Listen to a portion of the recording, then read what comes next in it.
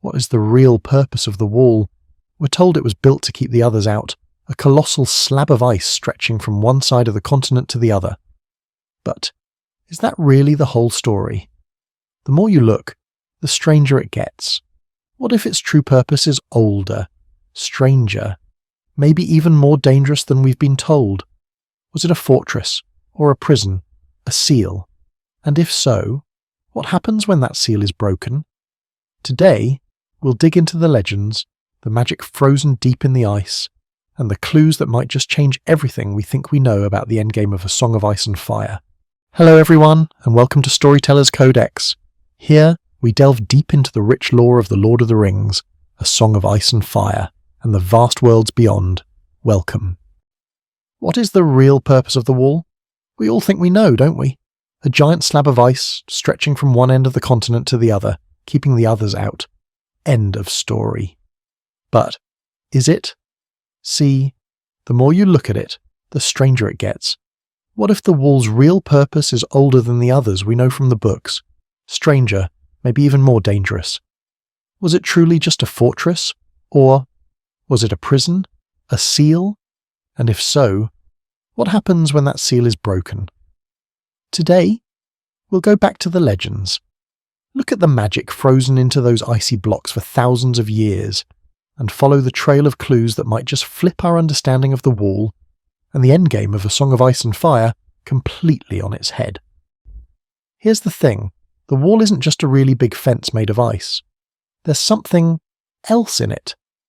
We get hints all over the books that the wall is laced with spells, old magic, the kind of magic that even people who've spent their lives studying it can't quite explain. Melisandre talks about wards woven into the wall that stop certain things from passing through. Benjen Stark, or whatever he's become, can't cross it. Cold Hands can't either. It's not just the others it keeps out. It's anything touched by their magic. And that's the curious bit. If the wall's only job was to keep out the others, why bother with all these extra magical locks and keys? Why stop people like Cold Hands? Who, let's be honest, seems more like a reluctant ally than an enemy. It's not just physical either. The wall does something to people. Jon talks about how his wolf gets restless near it. Wargs and skin changers feel strange there. Some think it might even block greenseers from seeing past it. The magic in that ice is working in ways most of Westeros doesn't even notice. And maybe that's the point. Maybe the wall wasn't built just to stop what's out there, but to contain something far more complicated than a marching army of ice zombies. Now, here's where things get weird. If the wall was just a big fence to keep the others out, why build this? Hundreds of miles long, hundreds of feet high, thick enough to ride a dozen horses abreast along the top. You could build a perfectly good wall, even a magical one, without making it, frankly, ridiculous. And then, there's where it's placed. It doesn't even follow the most defensible terrain. It slices straight across the north like someone drew a line on a map and said, "Here, this is the border now." You don't usually do that, unless the line itself matters. There are also those old rules and traditions around the wall that feel strange. The Night's Watch doesn't just keep women away for discipline. There's a superstition to it, like the old vows are part of some ancient ritual, a ritual no one remembers the reason for anymore. And kings taking the black, that's not just exile, that's a magical binding. Why? And then you hear whispers about structures that might have been here before the wall, ancient fortifications, strange stones buried deep under the ice. Was the wall built on top of something older? Was it sealing off more than just a wilderness full of ice and snow? The deeper you dig, the more the "it's just a big fence" explanation starts to fall apart. And that's when the really interesting theories start. So, if the wall isn't just a big icy fence, what is it? Well, there are a few theories. First, the containment theory. The idea that the wall wasn't meant to keep the others out, but to keep something in. Maybe the others themselves were pushed south once, defeated and trapped behind the wall, and we've just forgotten. Or maybe it's something even older, some kind of ancient magic or power that nobody's supposed to wake up. Then, the seal theory. That the wall isn't really a wall at all, not in the way we think of it. but a magical seal, a ward locking away whatever's beyond it. Think less fortress and more lid on a very dangerous box.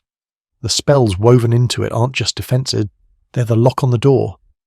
And finally, the partition theory. The idea that the wall marks a deliberate magical and political boundary. After the long night, maybe the first men and the others, or whoever lived beyond, made a deal. This side's yours, that side's ours. The wall isn't just about defense, it's about separation. And here's the fun part. These theories aren't mutually exclusive. The wall could be all of them at once, a seal, a prison, a border, which makes the idea of it falling a lot scarier than just an army of ice zombies marching south. Here's where this stops being just a fun lore discussion and starts getting worrying. Because if the wall is a seal, a prison, or some kind of ancient lock, what happens when it breaks? And we know it's going to break. There's the Horn of Joramun, the so-called horn that wakes the giants, which the wildlings say can bring the wall down. We've seen Mance Raider's people obsessed with finding it.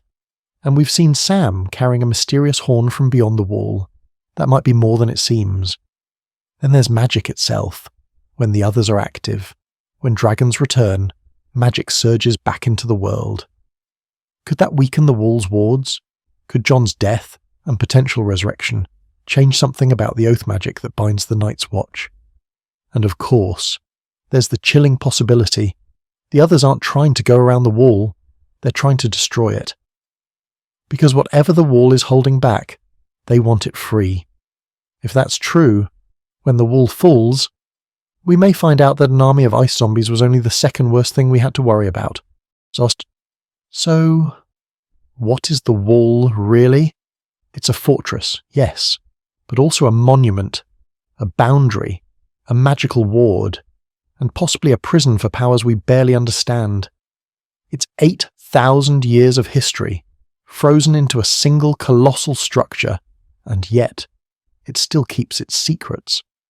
We don't know exactly what will happen when it falls, but if even half of these theories are right, that fall might not just unleash the others, it could break the oldest magic in the world, magic so old, we've forgotten why it was even there in the first place. And maybe that's the point, because the moment the wall's true purpose is revealed will probably be the same moment when Westeros realizes just how much trouble it's really in. If you're interested in The Lord of the Rings or A Song of Ice and Fire, click one of the links on the screen to dive deeper into the lore. Thanks for watching, and we hope to see you next time.